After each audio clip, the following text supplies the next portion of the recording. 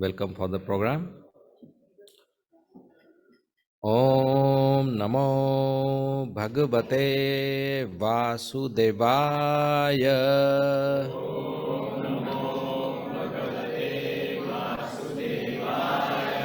Om Namo Bhagavate Vasudevaya.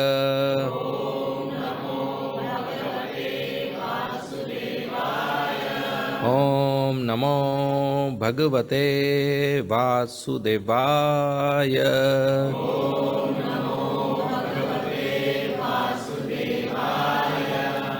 Om Agyantimirandasya Jnananjana Shalakaya Chakshu Unmilitam Yena Tasmai Shri Gurave Nama Nama Om Vishnu Padaya Krishna Prishthaya Bhutale Srimate Bhakti Vedanta Swami Iti Namine Namaste Saraswati Deve Gauravani Pracharine Nirvishesha Shunyavadi Paschatya Deshatarine Jai Shri Krishna Chaitanya Prabhu Nityananda Shri Advaita Gadadhar Shri Vasadi Gaur Bhakta Vrinda Hare Krishna Krishna Krishna Hare Hare Hare Rama Rama Rama Hare Hare Hare Krishna.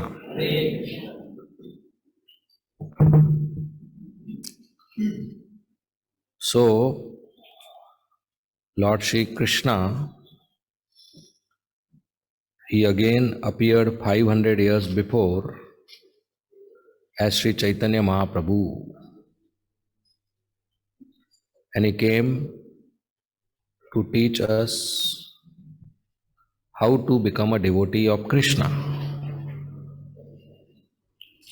5,000 years before, Krishna came to establish Dharma,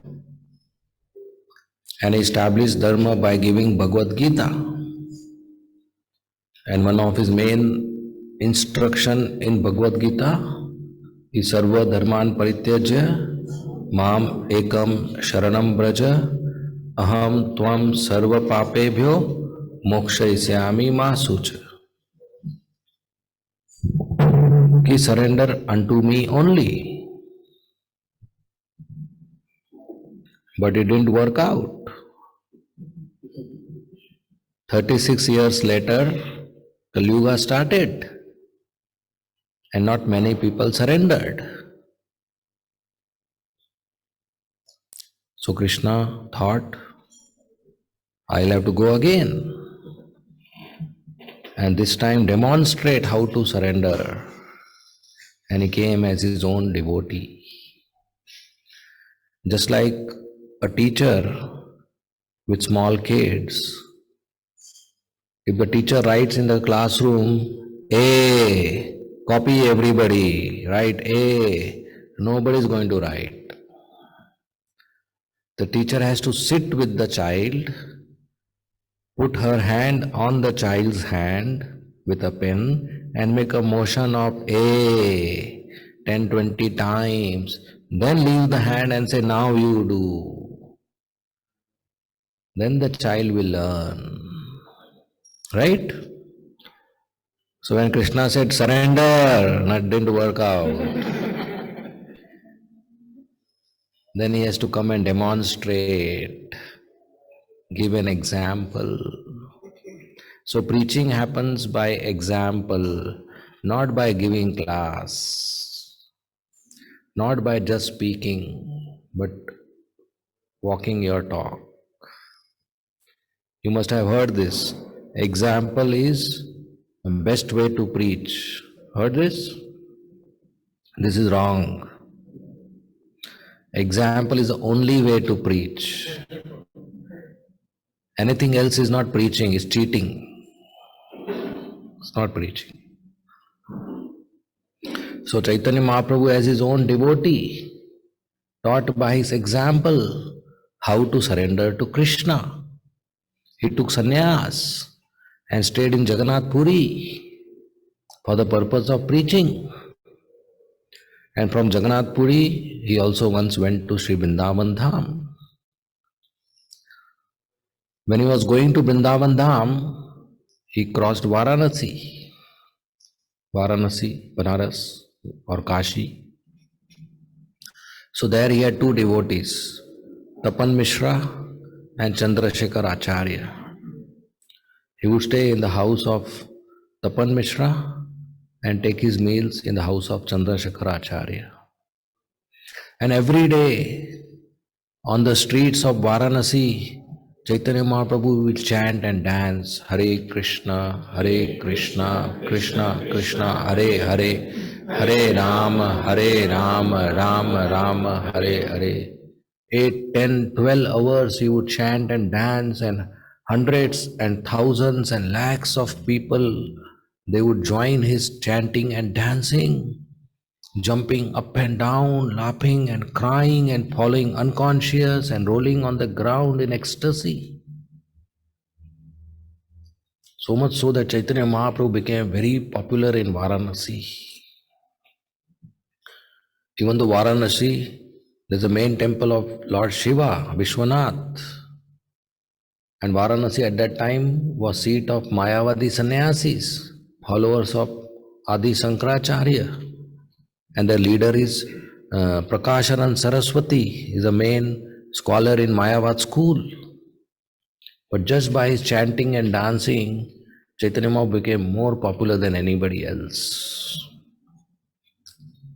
So much so that early morning, Chaitanya Mahaprabhu would go to the temple of Lord Shiva to attend Mangalarti. Early morning.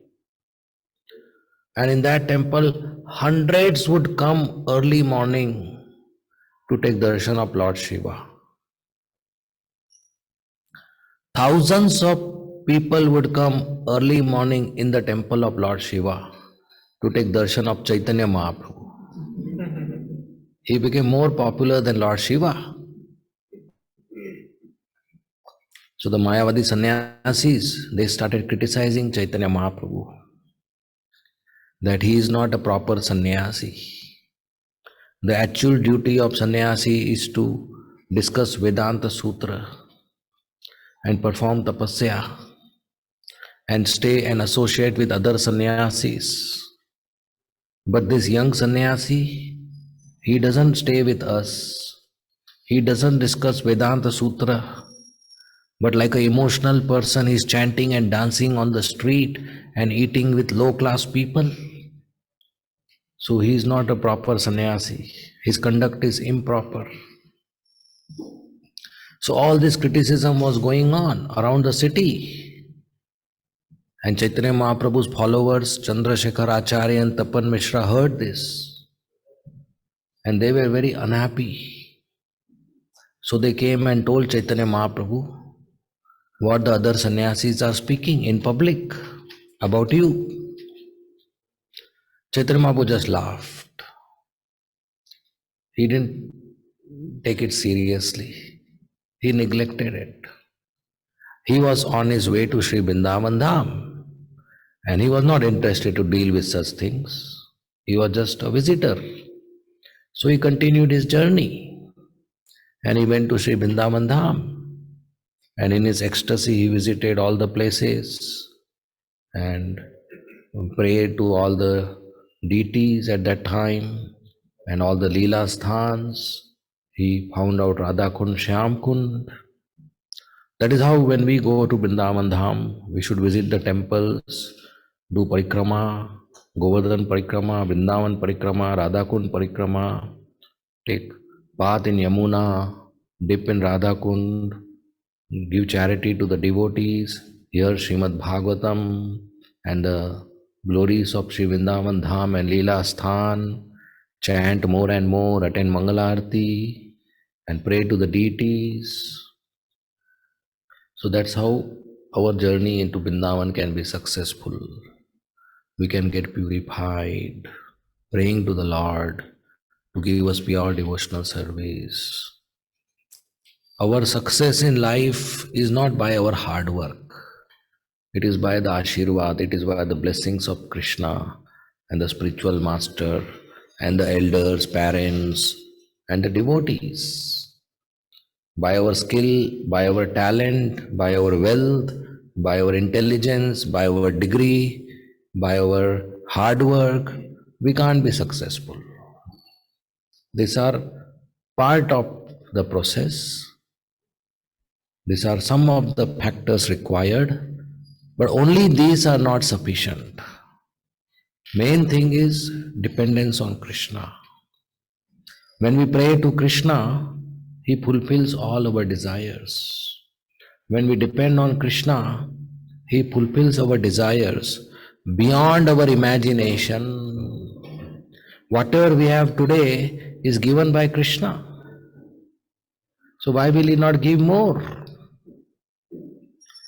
We have oxygen, we have sky, we have earth, we have fire, we have mango, we have grains, we have fruits, we have vegetables, we have flowers.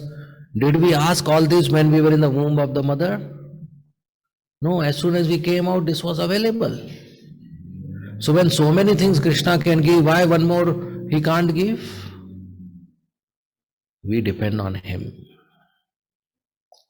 When we pray to him, he fulfills our desire. Beyond we can imagine to fulfill our desire. There was a naughty boy. So his mother told him, look, my dear son, tomorrow we are going to meet my sister. We are going to my sister's house, your Mausi's house, aunt house. There you don't be naughty. There you keep quiet. Because the mother knows if the boy is naughty there, her name will get spoiled.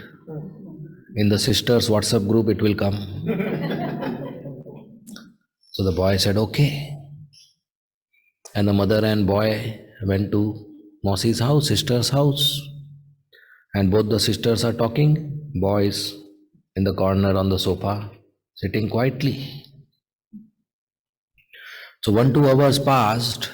The aunt thought, this boy sitting quietly might be hungry. So she brought a box of chocolates. Now chocolates is favorite of this boy. Every day he forces his mother to purchase chocolate. And now there's a free box of chocolates, full tray of chocolates. So the aunt said, my dear son, have chocolate. He said, no, I don't want.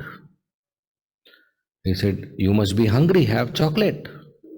He said, no, I don't want. She said, children like chocolate, have chocolate. He said, no, I don't want. She said, have one, I am giving you with love. Have one chocolate. He said, no, I don't want.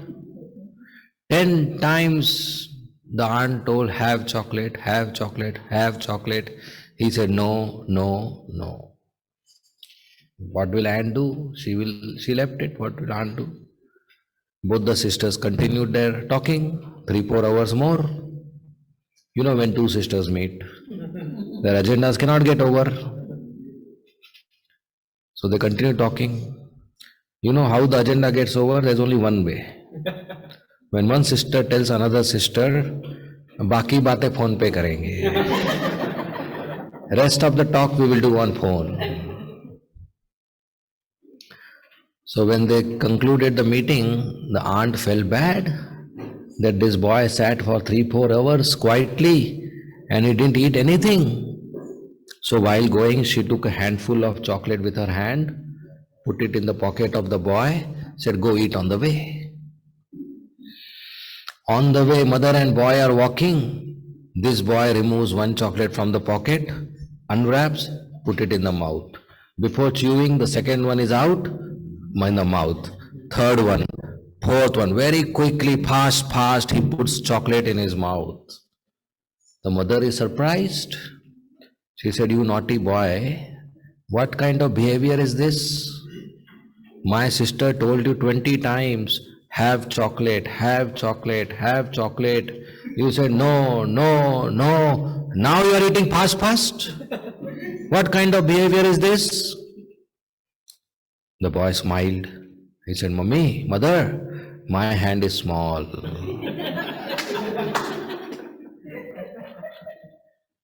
My hand is small. If I had taken with my hand, very little would have come. Because I didn't take with my hand, Mossy gave with her hand. See, so many came. Isn't that clever, boy?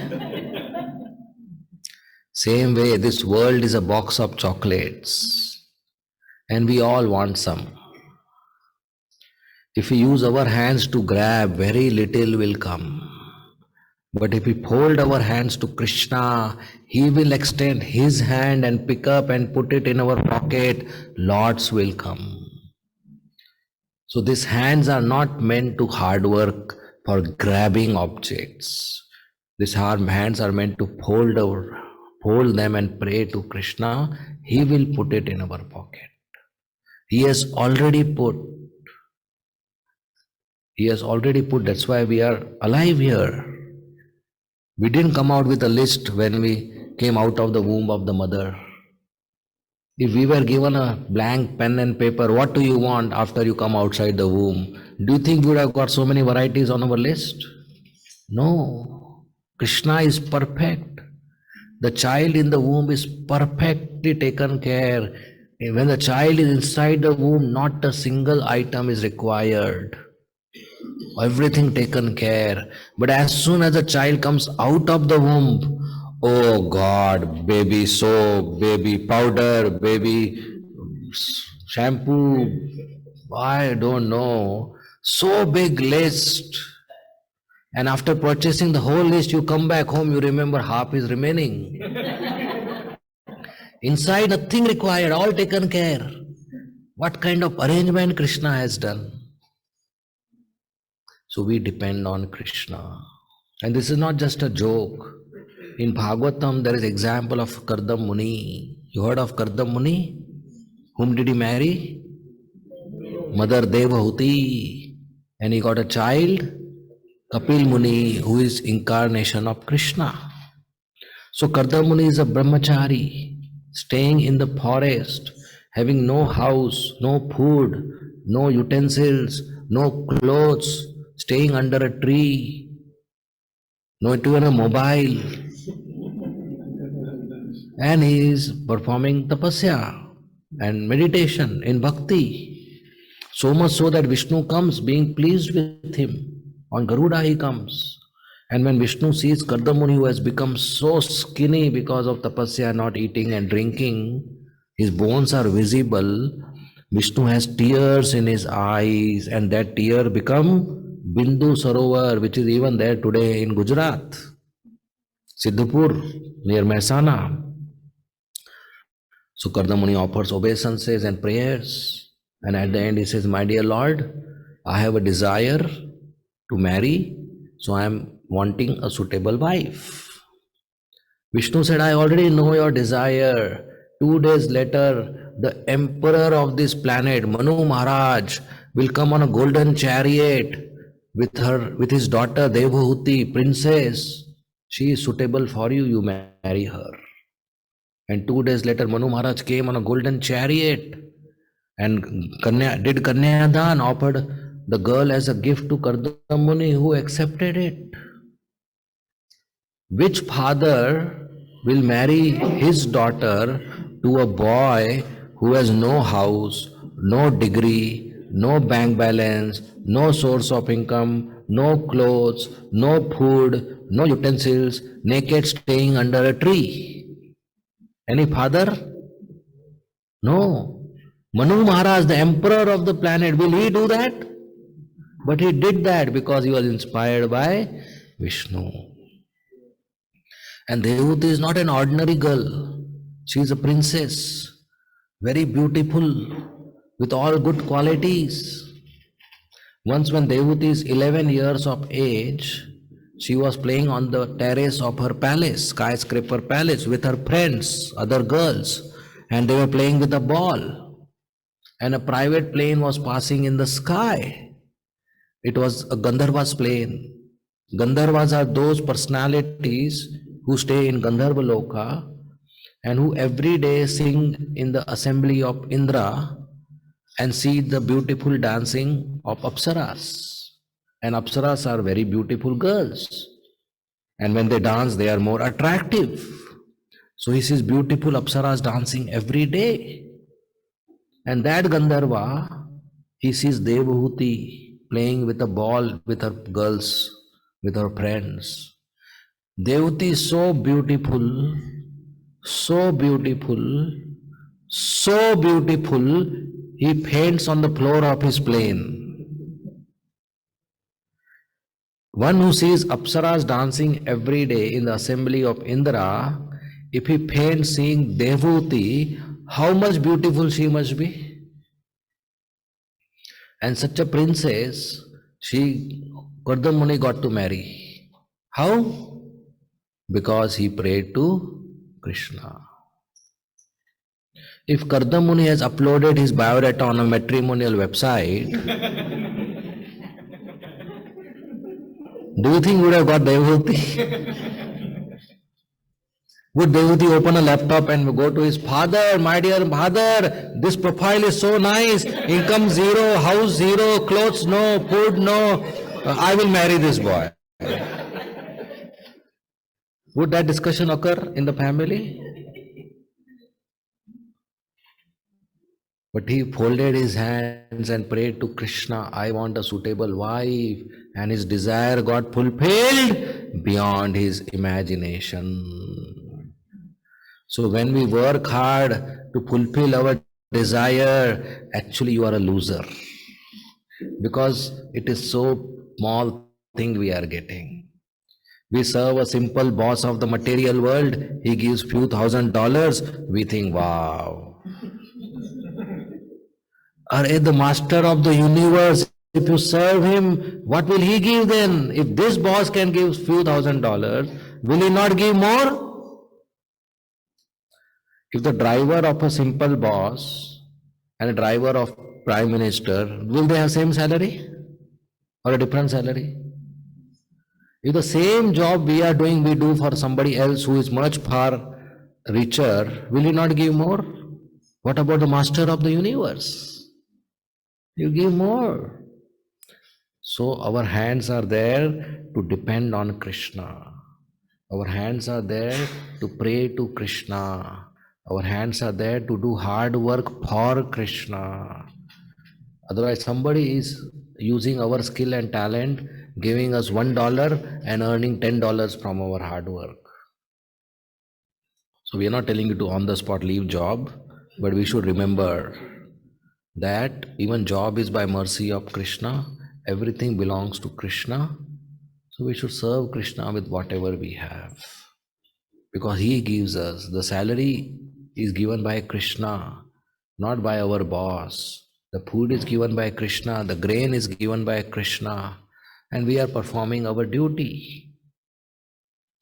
So going to temples and praying is very important part of devotional service. Even if we have a material desire, we go to Krishna. He will fulfill it in a way that it will get purified. So Chaitanya Mahaprabhu showed this by example. He would go to Vrindavan and pray to the deities, and our prayer should be, my dear Lord, please give me association of pure devotees, please give me service of your servants, please give me Shuddha Naam, please give me Shuddha Bhakti, that is highest. So when Chaitanya Mahaprabhu came back from Vrindavan, again to Varanasi, and he was sitting with his devotees, Chandrasekhar Acharya and Tapan Mishra again told Chaitanya Mahaprabhu, there is lots of criticism going on, we are feeling suicidal, we don't want to stay in this city, we want to go somewhere else. Then Chaitanya Mahaprabhu decided to deal with the situation. Chaitanya Mahaprabhu, when he traveled, he preached to everybody, but these Mayavadi sannyasis he has not yet preached, they were escaping. So in Varanasi, Chaitanya Mahaprabhu decided to deal with it. At that time, a Brahmana from Maharashtra who was staying in Varanasi, he came to Chaitanya Mahaprabhu, offered his obeisances. He said, my dear Mahaprabhu, I want to invite you for lunch prasad to my home. All the sannyasis I have invited, you also please come. I know you don't sit with others Mayavadi sannyasis and honor prasadam, but today I am getting this feeling, so I am inviting you. So it is a grahastha's duty to invite sannyasis, sadhus to their house to feed them prasad and inquire from them so that they continue to practice devotional service with determination. A householder sometimes can get his priority changes, sometimes because of daily requirements or struggle or so many other agendas. So when he has association of devotees, his dedication, his determination increases. So Chaitanya Mahaprabhu accepted the invitation, and in the noontime he went to the house of the Maharashtra Brahman. And all the Mayavadi sannyasis were sitting on big, big asanas, and their leader Prakashana Saraswati was sitting on the high seat. And Chaitanya Mahaprabhu came. As soon as Chaitanya Mahaprabhu came, the first thing he did is he paid full Dandavat Pranam to all the sannyasis. And then he went to wash his feet. And the very place where he washed his feet, Chaitanya Mahaprabhu sat down there. And there was so much effulgence coming from his body. So when Chaitanya Mahaprabhu displayed so much humility by paying obeisances, by sitting at a place where he washed his feet on the floor, their all hearts were melting. The Mayavadi sannyasis who were criticizing him, they got attracted to his humility. This is very important for a preacher to know and for a devotee to know that preaching happens by humility. A preacher should not think I am superior to my audience and they don't know anything and I know everything. So today when I speak, they will get enlightened and they will understand I am a big scholar and I am a great soul. That is not preaching. Preaching is service, that we are offering service to Krishna and his devotees, and we are purifying ourselves by doing any preaching assignment. So we should be very, very humble. Humility is, as yesterday we were discussing, humility means not giving value to ourselves more than people around us. Giving value others more. When we give value ourselves more, it is pride. When we give value others more, it is humility. And only with humility we can practice Krishna consciousness 24 hours. Trinadapi sunichena taror iva shaishuna amanina manadena kirtaniya sada hari. Humble servant of Krishna. When we are humble, then we are protected. If we are proud, we are not protected, we fall down. In our childhood, we read a story of a very big banyan tree and a small grass. In a ground, there was a big banyan tree and there was a grass around. And little wind will blow, the grass will pay obeisances, bend down. Some boys will play football, they will trample on the grass with their feet. The ball will trample the grass. And the tree was always standing erect. So the tree was laughing on the grass. He said, what kind of life you are living? Little wind comes, you bend down. The ball comes, you bend down. The boys come, they kick you. Look at me. Wind comes, I am standing. The ball comes, I am standing. The boys play, they have to go around. They don't trample on me, they don't touch me. Your life should be like this, stand erect. Not like this, always paying Dandavat Pranam, always bowing down. The grass said, yes, yes, you are great. And one night it was very heavy rain. The clouds had covered the moon and the star. There was no, everything dark. And it was very storm and big tufan and big cyclone came and so much thunder came. Grass was whole night, 12 hours inside water paying Dandavat Pranam. And morning grass stood up. The tree was not there. It got uprooted. It got uprooted. So if you are humble, you will survive the storm. If you are proud, you will not survive the storm. One day the pride will uproot us. You know, some pregnant ladies have normal delivery and some have cesarean delivery. How is it decided which one to go? Unless there is a complication, 99% of the time it is decided based on the position of the fetus. If the child inside the womb of the mother, his chin is touching his chest like this, it is normal delivery. If the chin is not touching the chest, it's like this, it is cesarean delivery. Ask any doctor. So the child is humble, bowing down.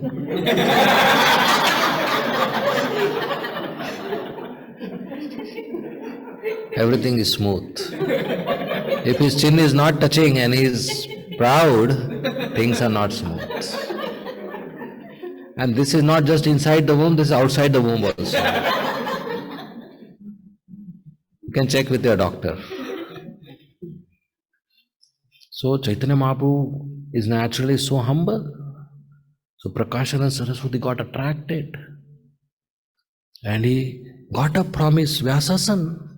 And he extended his hand to Chaitanya Mahaprabhu.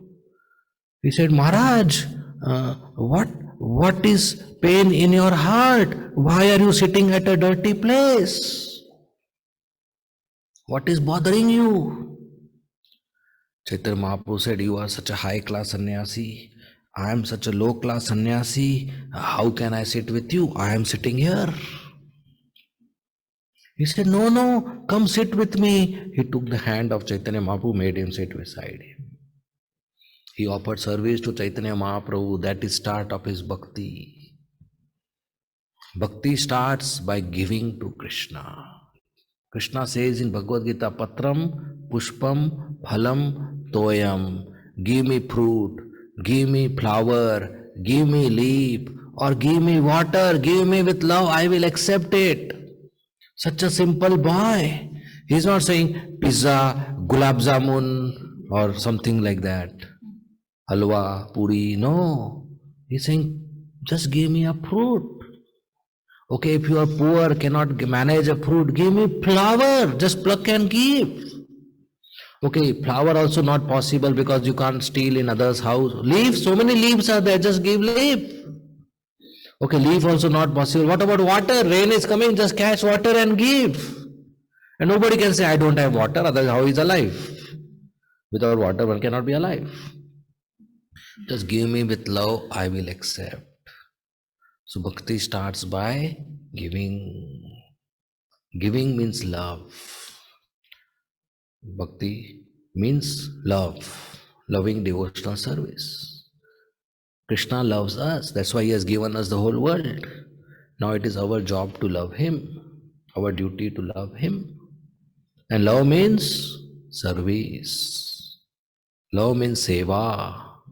Love doesn't mean saying I love you. If a boy and a girl, boyfriend, girlfriend meet in the park, and the boy says, girl, I love you. And the girl says, look, I am thirsty, can you get me water?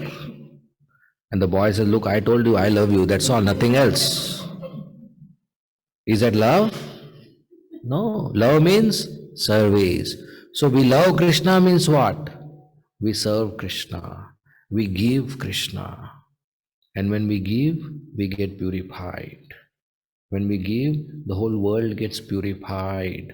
Just like if you water the root of the tree, all the leaves get nourished. Krishna is the root of the world. When there are temples around the world, when there are preachers around the world, when there are chanting around the world, then people get purified. When Prabhupada reached Chicago airport, there were some reporters.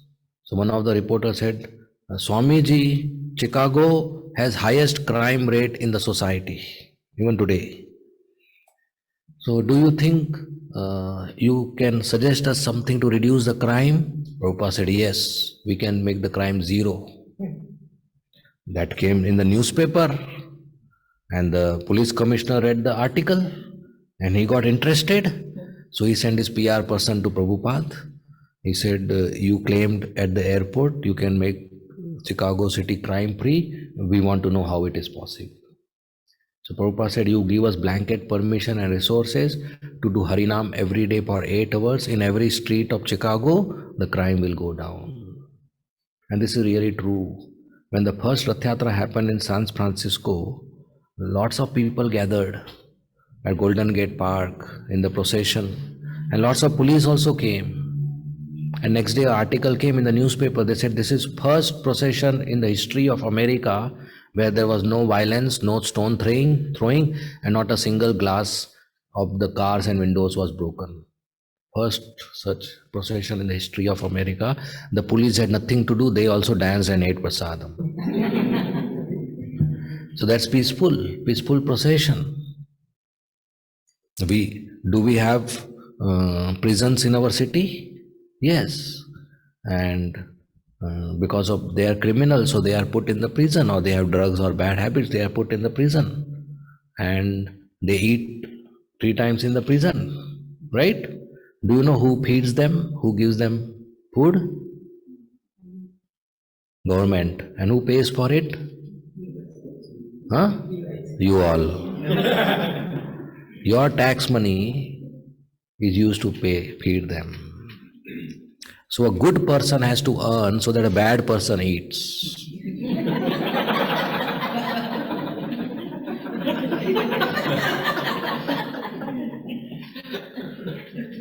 Right? And there is no choice. So we have to anyway feed them. But if there is a temple in the city and you give money instead of prison to the temple, and the temple feeds prasadam, not only people will fill their belly, but they'll stop doing criminal activities. Because by taking prasadam, their heart will be clean. By hearing Krishna's name, their heart will be cleaned. So this crime rate is going to increase or decrease as Kali Yuga progresses? Increase. So tax is going to increase. So anyway, we are going to give money to feed criminals, which is not going to give back anything to the society and us. But if same money is used in Krishna consciousness, then it will reduce the crime and hence reduce the expenditure of the prison and hence your tax. And not only that, when a person gives money to Krishna consciousness, for example, a temple, then till the temple exists, until even one soul comes and pays Dandvat Pranam, take darshan, has prasadam, chants Hare Krishna and gets some benefit, the person who has contributed to the temple and his family get benefit till next hundreds of years, till the temple exists and somebody performs bhakti. Do you get that benefit by giving tax? No. So every earning member of the society should understand that the best investment of money is not to keep in the bank or keep it in gold or keep it for your children.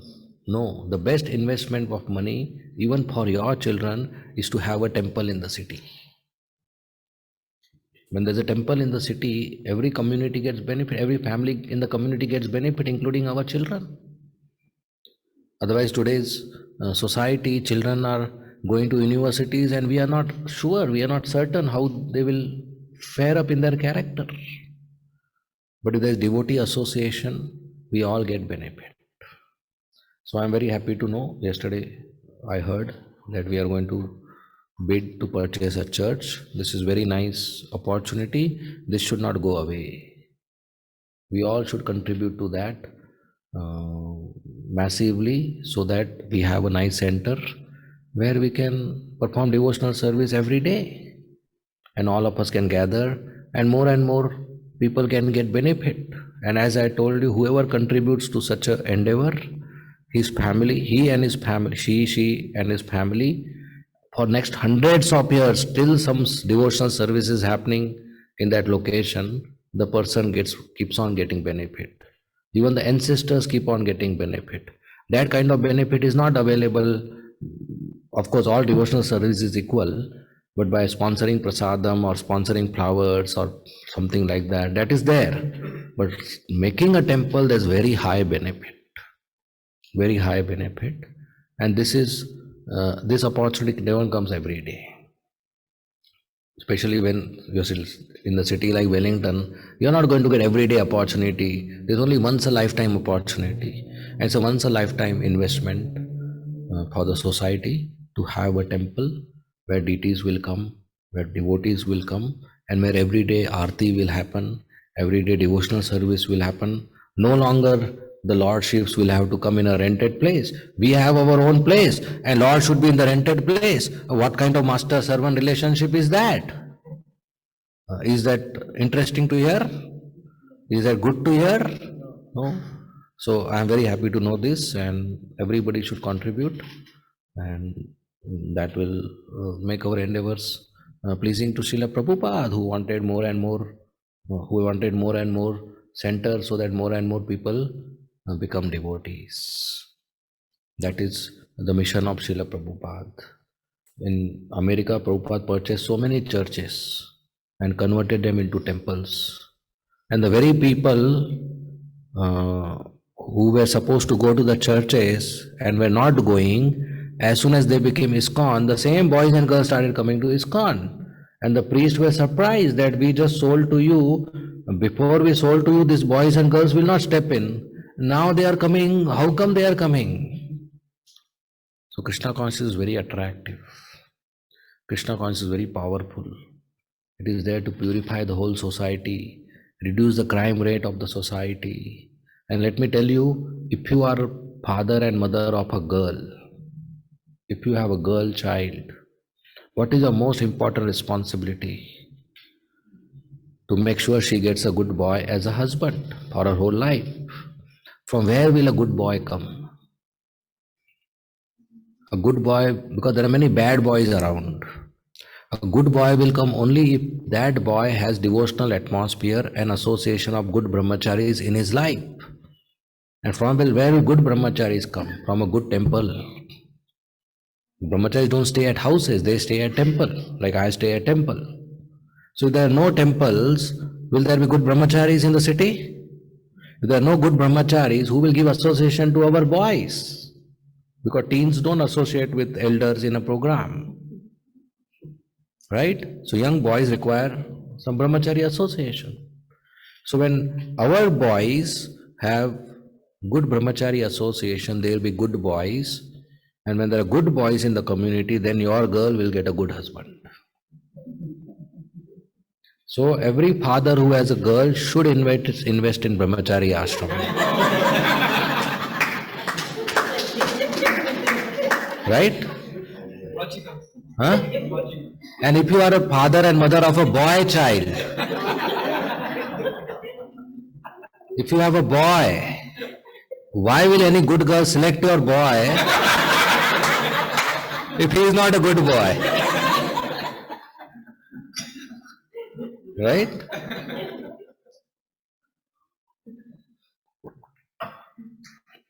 So if you are a parent with a girl child or a boy child,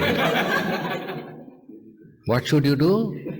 You should invest in a temple, should invest in a brahmachari ashram.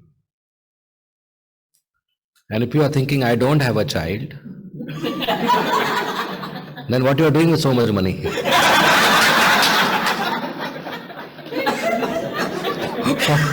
Where will you carry? You should be first. Right? When we depart, who is going to take care of the money?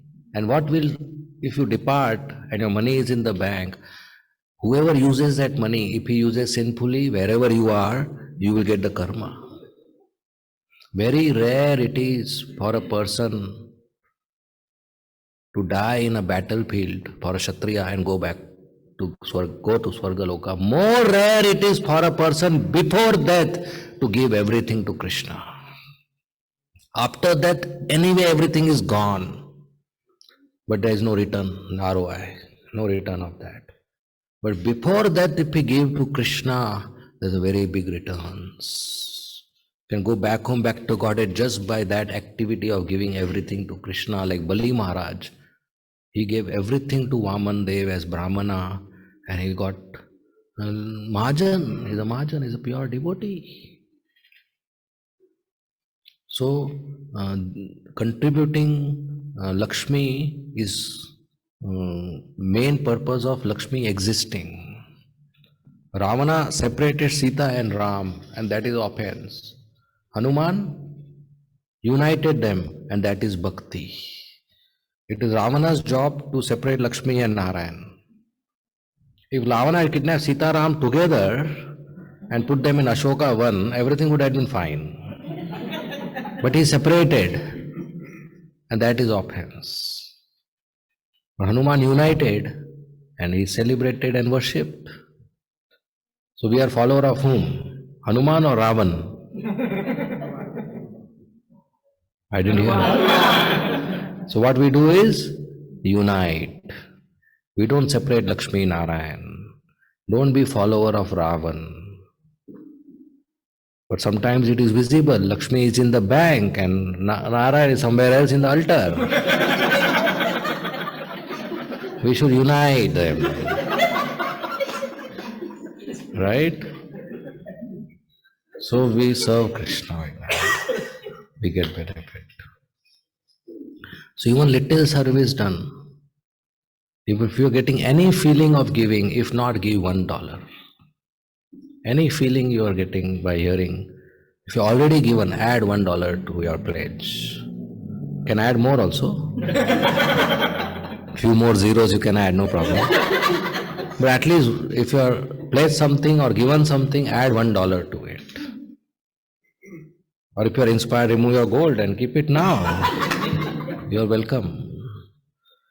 So even little service done, Krishna is very, very obliged. He accepts our love. So Prakashana Saraswati just gave little service. He offered a Vyasasana to Chaitanya Mahaprabhu. And Chaitanya Mahaprabhu decided to give him mercy at that time. So Prakashana Saraswati said, Maharaj, you have taken sannyas in Keshav Bharti Sampradaya. Bharti Sampradaya, from Keshav Bharti. And Bharti Sampradaya is part of Shankaracharya Sampradaya. So you are one of us. So why don't you stay with us?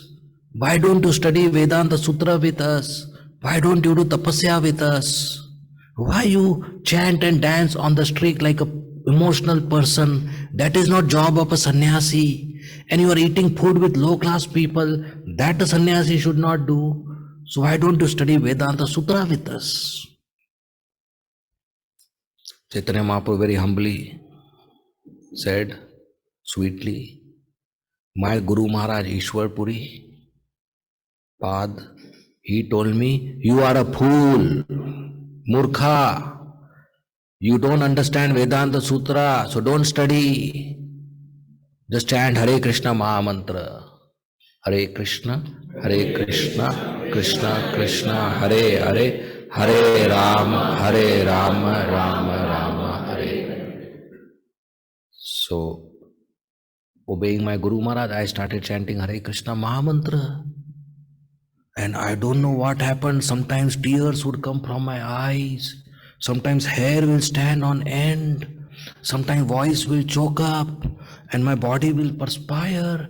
Sometimes I will shiver. Sometimes I will stun. Sometimes I will laugh. Sometimes I will cry. Sometimes I fall unconscious. And sometimes suddenly walking, I will start dancing. And sometimes I'll be quiet in the corner. I don't know, these symptoms happened. So I continued chanting and these symptoms started increasing. Suddenly walking, I will start laughing. And people around will say, Pagal ho gaya, madman, madman.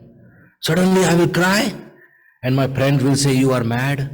Somebody I'll dance. Sometimes I'll fall unconscious. Everybody started saying, Pagalo, Pagalo, madman, madman, madman, crazy man, crazy man.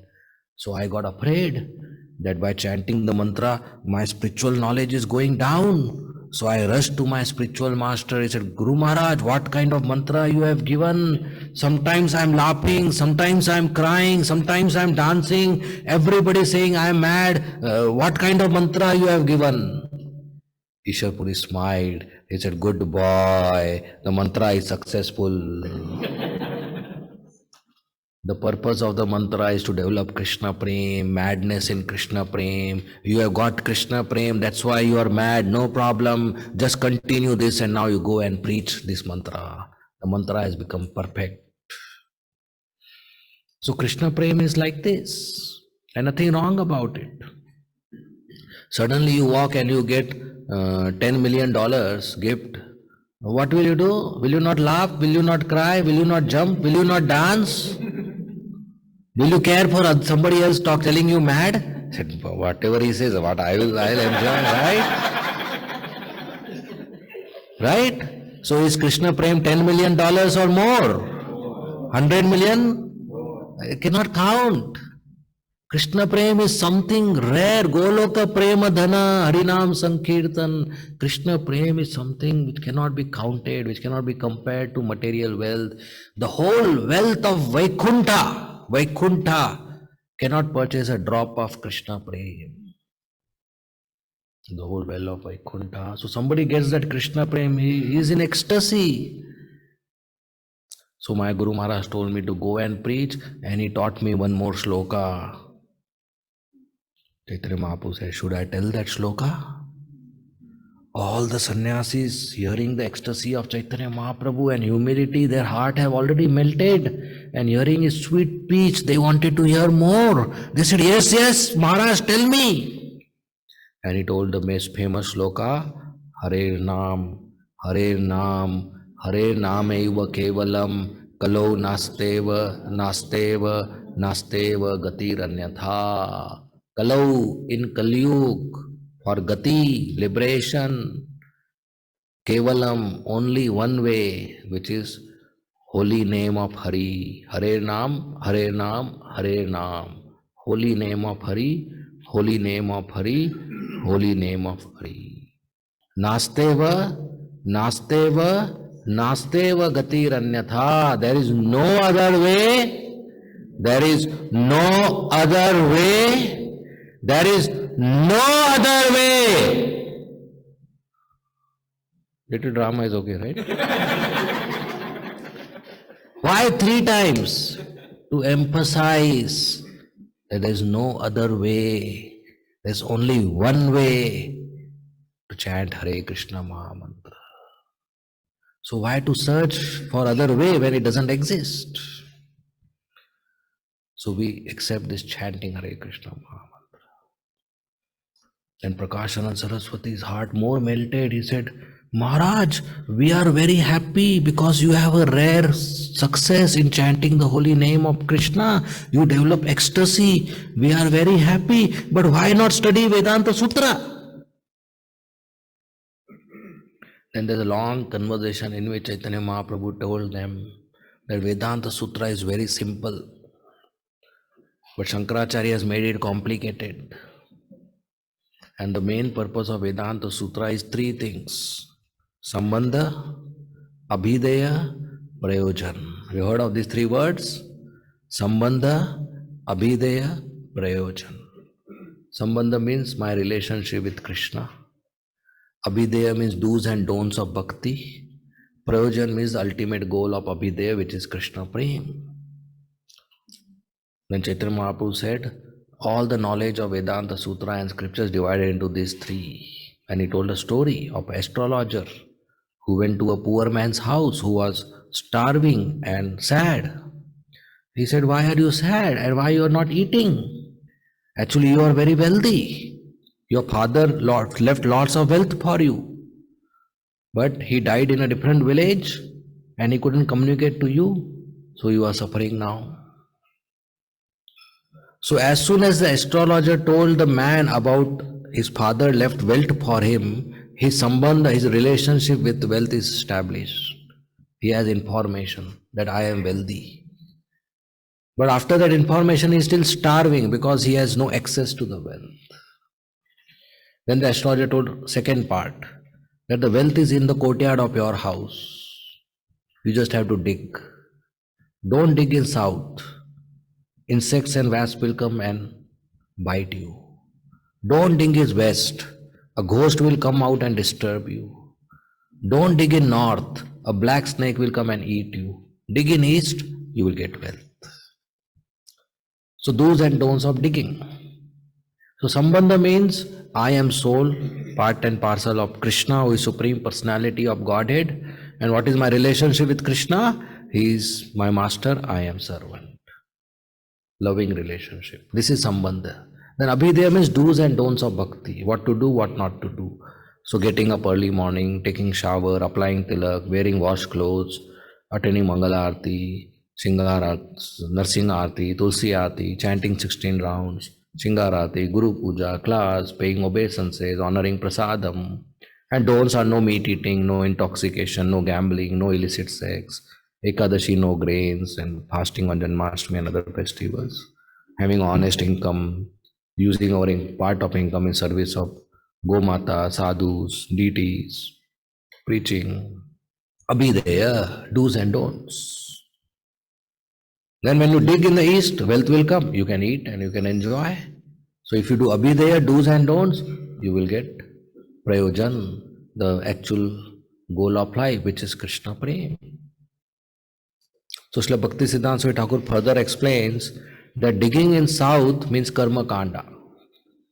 So when somebody does karma kand rituals to please the demigods and go to heavenly planets, he gets lots of pain and suffering because the insects and wasps bite him. Karma kanda is like that, it's very much suffering. Even if you do small mistake, you suffer in hellish planet. Like King Narga, he was doing charity, but by mistake one of the cows he gave charity to one Brahmana was re-given charity to another Brahmana and he had become a lizard. So digging in west is mental speculation, Gyan Kand. It is only giving botheration. Gyanis always does discuss neti, neti, neti, right, wrong, right, wrong, right, wrong, and they are very disturbed. Mental speculation. Mind is very disturbed, no conclusion. Digging in north is yoga for siddhis and trying to do dhyana and trying to control nature or control somebody else. And that is like a snake, it eats you up. Your spiritual suicide. There is no service to Krishna. Digging in east is bhakti yoga. Simple, loving devotional service to Krishna. And in Kali Yuga, bhakti yoga is most easy by Shravanam and Kirtanam, by chanting and hearing. So we chant Hare Krishna, Krishna Krishna, Hare Hare, Hare Ram, Ram Ram, Hare Hare. We chant with our mouth and the holy name goes into the ears. From ears, the holy name goes into the heart. The soul is in the region of the heart, and the holy name also goes into the heart. And when the soul comes in contact with the holy name, the soul is awakened that yes, I am servant of Krishna. That is called self-realization, Atma Sakshatkar. And this is only possible in the heart when the transcendental sound vibration of holy name goes in the heart. And it can go in the heart only through ears. There's only one route to the heart, that is ears, not through nose or eyes or mouth. No other hole of the body has a motorway to heart. Only ears have. So when we chant, we hear. Attentive chanting is very important. Without offenses, attentive chanting we do. And when we hear class, we hear Srimad Bhagavatam. Every day, Nityam Bhagavata Sevaya. Nitya means every day. Does it say Saturday Bhagavata Sevaya? Saturday you hear? No, every day. So every day hear Bhagavatam. Have a Bhagavatam set in your house. Every day read even little few pages or one verse or one page or 5 minutes. Every day we read. Every day we chant minimum 16 rounds and offer food to Krishna. So we perform all these do's and don'ts, and by Krishna's mercy, at the end of this life, if this human form of life is very nice, little effort you do, at the end you will see Krishna face to face. That little effort is getting up early morning and chant your rounds and hear Bhagavatam. How much more age we have? Average 30 years, 40 years, or somebody 70, 80 years? Average 30 years more. Every day for next 30 years you chant minimum 16 rounds in the morning. At the end you will see Krishna face to face. Is that too much to do? Is it a good bargain? Every day 16 rounds minimum in the morning you see Krishna face to face. And don't do keep sleeping in the morning, you see Yamaraj face to face. See the balance. So we have very nice opportunity, this human form of life. This opportunity we should not lose. Since millions of years, we are here in the material world. And since millions of years, Krishna loves us so much. He is in our heart as Paramatma, waiting for one day this soul will turn towards me. Now I have a question. How many more years you want him to wait? Isn't it too much already? Enough is enough. This life we turn towards him fully, surrender to him 100% that my dear Lord, galti ho gaya. It's my mistake. You are waiting for me since so many years.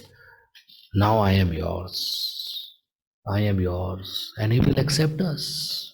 Otherwise, again, next month, next life, become a cat or a dog, or a kangaroo, or a koala, or a fish, or a bird, or a tree, or a snake, or coronavirus. I don't know what birth we will have next life. Or again in the womb of the mother, 9 months upside down in a small bag, and come out and they will send you again to school doing A, B, C, D, E, F, G. And 2 1s are 2, 2 2s are 4, and Humpty Dumpty sat on a wall.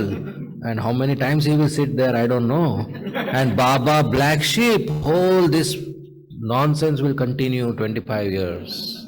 Already we are, every life we have 70, 80 years, 25 years we do Humpty Dumpty sat on a wall. Is it worth it? Every year you do the same thing? Every life you do the same thing? It's enough now. Enough now, we should go back to Krishna. He is waiting for us since millions of years with tears in his eyes, waiting, when will this devotee come to me? And when you go, he'll be so happy. He will embrace you with love and say, Kirtivanta, what were you doing in Wellington? I was waiting for you so many years. Come have feast now. Then we will do masti, we will play. He's waiting for us. So we should not make him wait more. It's urgent business. This human life is not for sense gratification or fruitive activities or earning money or creating a big house and a big car and a big name. That is animal life. That is not human life. Human life is to serve Krishna. So we should not misuse this life again. Very rare we get human life. Very rare we get human life in a good family. And extremely rare we get human life, good family, and sadhu sangha. We have got all the three. Now we should not miss it. This life, last life. No more birthdays. We go back home, back to Godhead. That's the purpose of human life. We have an exit point. In the cycle of birth and death, we are at exit point. Should you exit or continue the bubble? Continue the illusion? So we should not miss this exit point. So completely we should dedicate to Krishna. And Krishna is so merciful. He has made it very simple. We don't have to go to the forest and do tapasya. We don't have to learn Sanskrit mantras and do yajna. We don't have to become a big pujari in a big temple. We just have to sit comfortably and chant the holy name of Krishna. Hare Krishna, Hare Krishna, Krishna Krishna, Hare Hare, Hare Rama, Rama Rama, Hare Hare. And Chaitanya Mahaprabhu converted all the Mayavadi sannyasis into devotees. And next day they were all chanting and dancing on the street. Varanasi became Vaikuntha. So let's do that with Wellington. So we are very fortunate. We should continue practicing this bhakti, the process of bhakti. Very simple, very easy. And wait for Krishna's mercy to progress in bhakti. Okay? We end here. Thank you very much. Shri Chaitanya Mahaprabhu ki jai. Srila Prabhupada ki jai. Hare Krishna. If there are any comments or questions, you may please ask.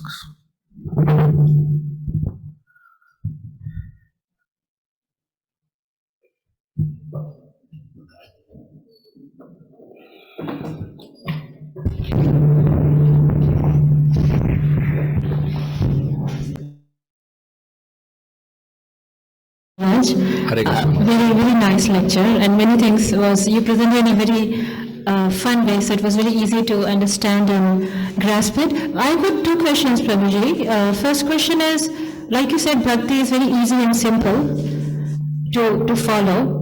Why we are not naturally inclined to bhakti? Why it takes so many births and so many accumulated good karmas to get into the path of bhakti? That was my first question.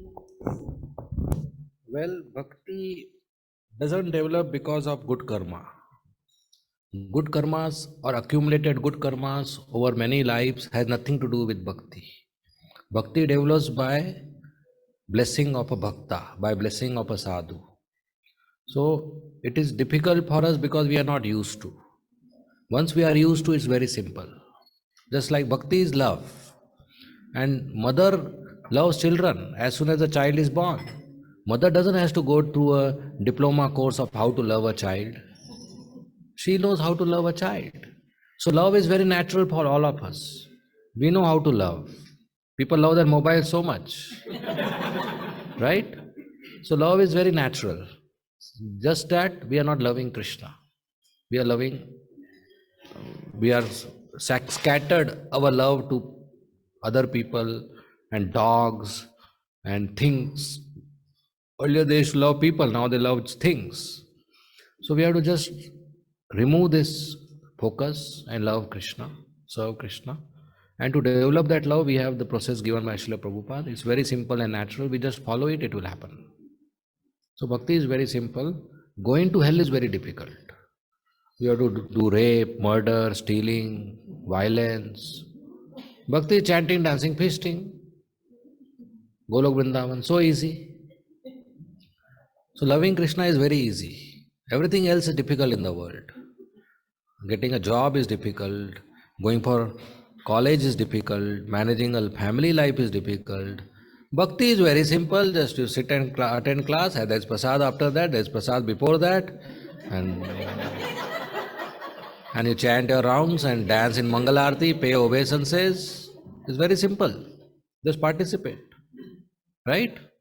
So it's become complicated because our mind is complicated, but we just accept with simple heart and continue. Okay. Thank you, Prabhuji. My second question is about, as you said, Krishna Prem. Suppose someone is chanting for few years, someone is chanting for decades, someone is chanting their whole life. What are the signals you start to get to know that you have started to get into real Krishna bhakti? So could be mechanical chant. I mean, people can chant with devotion, and sometimes chanting becomes mechanical, like a day-to-day thing. So how do we know, Prabhuji, that the chanting or the quality of chanting will enable us to feel that, oh, I'm getting Krishna bhakti? So what are the symptoms of that, if that makes sense? Well, you will not have this question.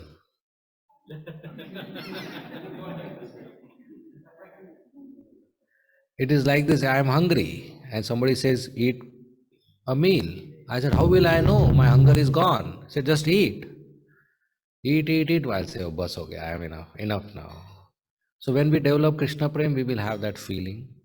Our first thing happens is anartha nivritti. The heart becomes clean. All lust, anger, greed, pride, envy, illusion go away. Next step happens is the faith which we have become strong, that I will serve Krishna. Convinced that if I serve Krishna, everything else will be taken care. Then attachment happens. Taste happens. I like to serve Krishna. Then attachment happens. Without Krishna, I can't live. Then first ray of love comes. Emotions come for Krishna. Tears come in the eyes. Then there's full blown Krishna Prem. So these are stages: Anartha Nivritti, then Nishtha, Ruchi, Asakti, Bhava, Prema. So this will happen automatically. Like you keep watering the plant, it will automatically grow and one day give fruit. You don't have to ask when will the fruit come. You have to ask, did I water today or not? So keep watering, it will happen. So keep chanting without offenses, bhakti will grow. Okay? Thank you, Prabhuji. Thank you so much. Thank you. Next question.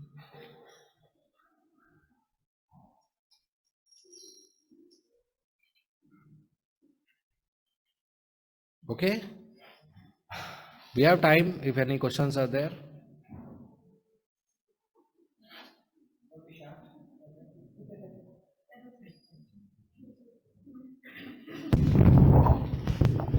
Hare Krishna Prabhuji, thank you very much for the wonderful lecture. So my question is, when we are in the association or when we are attending some classes or hearing some lectures, our determination to progress in Krishna consciousness increases. But when we go back to our routines like our work or family responsibilities, we can't like maintain that determination or that flow of love. How to overcome that material influence and be determined to progress in our Krishna consciousness. That's why Nityam Bhagavata Sevaya, we hear every day. So when we hear every day, our desire to serve Krishna is nourished. So even at homes, there are audio lectures. Prabhupada's audio lectures are there, other spiritual master audio lectures are there, other devotees audio lectures. We should play them. And yes, at home we get engaged in other activities. So we should give the result of those activities to Krishna. Even that is bhakti.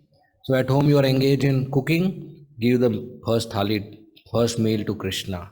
You are doing a job, give part of your first salary to Krishna. If you are cleaning the home, make your home as a temple. You are cleaning the temple. Take care of your children and family. They are devotees of Krishna. I am serving devotees. So give the result of your activity to Krishna. Like Arjuna was told to fight for me. So Arjuna is a warrior. Warrior is supposed to fight, not sit and think of Krishna. Shooting an arrow, how can you think of Krishna? But you fight for me. So whatever you are doing, we do it for Krishna. So give the result of your activity to Krishna and try to hear every day. That continues our determination. Read Prabhupada books, chant Hare Krishna. So it will happen. The more, like now we hear and we develop enthusiasm. If we do hear every day we'll develop enthusiasm. So the more we hear, the more it's nice. Like an iron rod is kept in fire. After a few hours, it becomes fire. If it remove from the fire, then again it becomes cool off, iron rod. So we should remain in the fire of devotional service by chanting, by hearing, by reading, by serving. Something or other we should keep doing for Krishna. Then our enthusiasm will be maintained. So we should continue the association, out of which hearing is very important. Okay? Hare Krishna. Next question.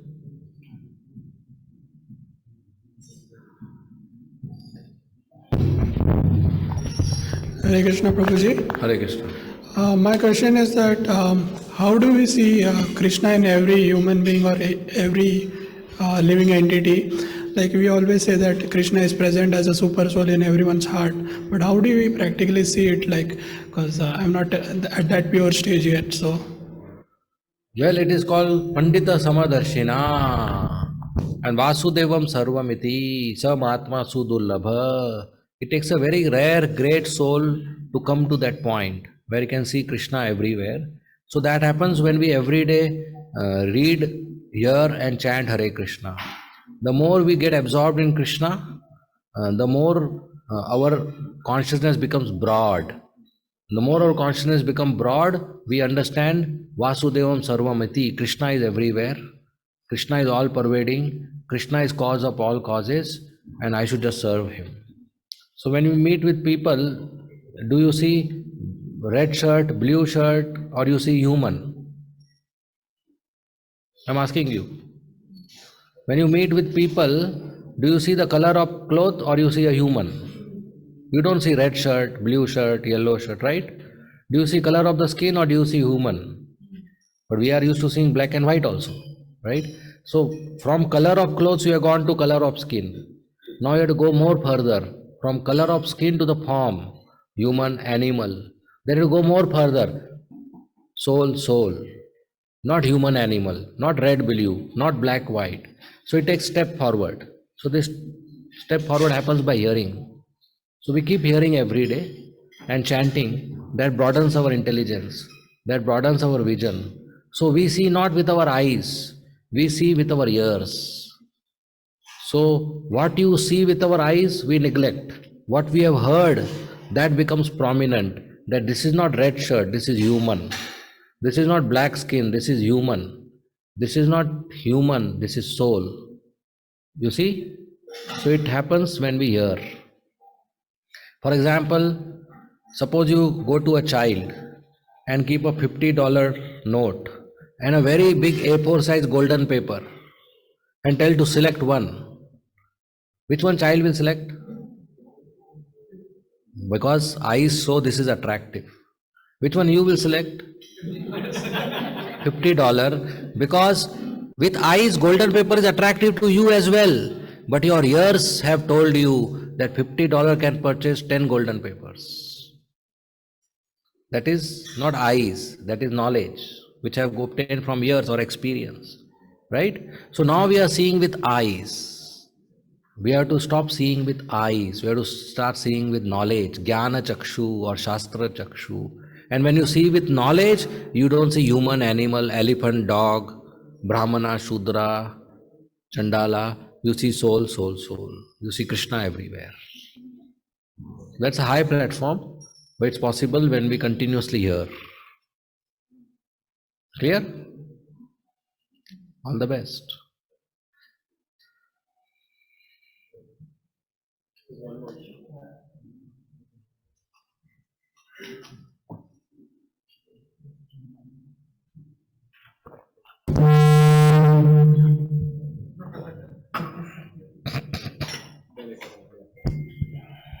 Hare Krishna, Prabhuji, Dhanavad Pranam. It's a very, very nice, enthusiastic class.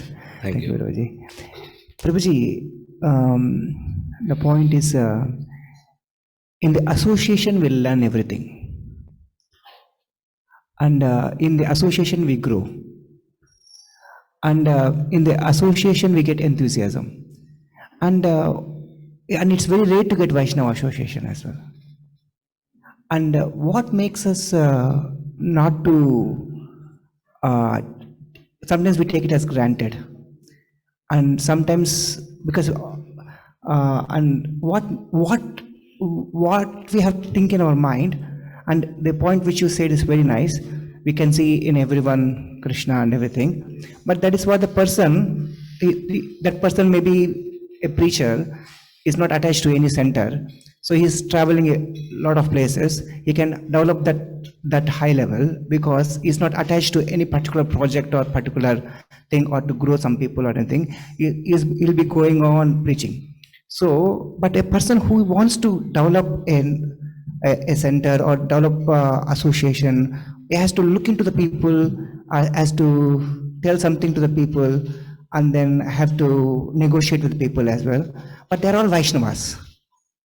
So in this situation, how to handle, we should not look like that, but we have to look into them like that. So how can we develop that as a leader and as a follower as well? In both ways? Well, Pandita Samadarshina or Vasudevam Sarvamiti doesn't mean we don't have discrimination. A great soul does not discriminate. Converse is not true. Just because you don't discriminate, you don't become great soul.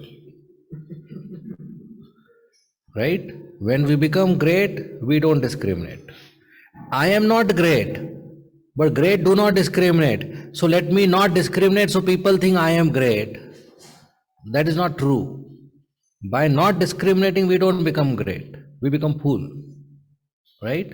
So at our stage of bhakti, if there is a discrimination required, it should not be judgmental. It should be as per 4 categories. One is Krishna, who is worshipable or spiritual master. One should be devotees who are friendly. One should be asuras, envious, who are to be kept away, neglected. And one is innocent people whom we preach. Friendliness, right? So among devotees, if there are 2 different behaviors, we tolerate. We adjust, we engage everybody in Krishna service, right? So as a manager attached to a project, it doesn't mean we break our Vaishnava etiquette. Whether a traveling preacher or a pujari or a manager, whatever it is not a disadvantage to Pandita Samadarshina. We should follow the same principle as a preacher or as a manager, that what is favorable to bhakti, we accept, what is unfavorable, we reject, and everybody should be engaged in Krishna service. So if you are correcting somebody, we do it as a servant. Giving instructions to somebody or delegating some service, we do it as a servant. Giving advice to somebody or counseling, mentorship, we do it as a servant. So inside us, we know that I am servant of Krishna. I am doing this service. I am servant of devotees and I am doing this service. I am giving class not because I am superior to these people, but I am a servant. I am doing service of speaking Bhagavatam for my purification. Right? So it is not a disadvantage of being part of a project and attached to a temple. And no, it's not disadvantage. We have to have broadness in us. That everybody is in different levels and stage of growth, and everybody should be engaged in Krishna service. So there are some people who are weak and more into Rajogun, Tamogun. No problem. We have to deal with them. Otherwise, we should put an entry on the on the entry. We should put a board in the temple. Only pure devotees allowed. No, the very purpose of ISKCON is those who are not pure will come inside and become pure. So they are our customers who are not pure, those who are weak in character, those who are having bad habits, those who are Rajogun, Tamogun, they are our customers. They are the main purpose we exist. Right? Nirvishay Shunyavadi. They are the purpose we exist. So we should have such an attractive, pure program that when they come, they change. Hippies become happies. Prabhupada's ISKCON. Right? Hare Krishna, Prabhuji.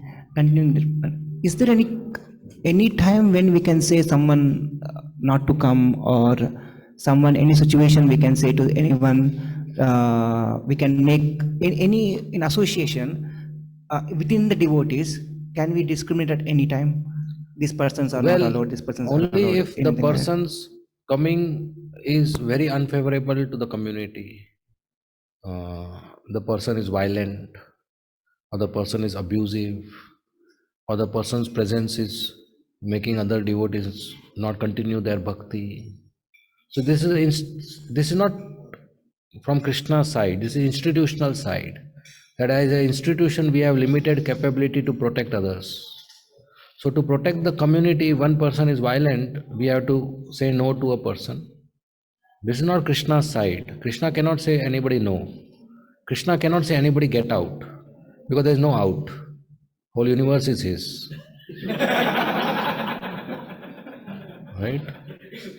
So Krishna cannot say get out. There is nothing, there is no out space only, na? So Krishna cannot say. But we are not Krishna, and we have an institution. So in institution, we have some limitations. So to protect a group of majority of devotees, a violent person may be told no. But what India we do is that allow darshan to such a person. Come, take darshan and go out. Darshan we don't stop. But he cannot mix with people. He cannot go to other parts of the temple. He cannot attend any program. Come, take darshan and go. Darshan we don't stop. That's what we do in India. So for some people have to be told to practice devotional service outside the community. So as institution, it is possible such situations arise, like child abuse or violent or like that, or mental patients, stealing money, coming in temple and harming the deities, or spreading Mayavad philosophy, or breaking four regulative principles in the temple. So that person has to be purified outside. Serious case. So he should not disturb other patients. Okay?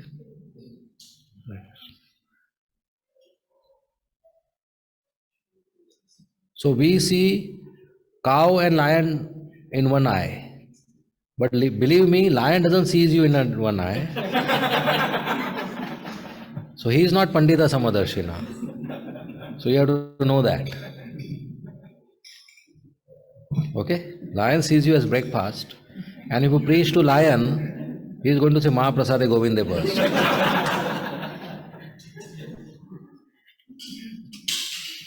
Okay? Hare Krishna. Thank you very much.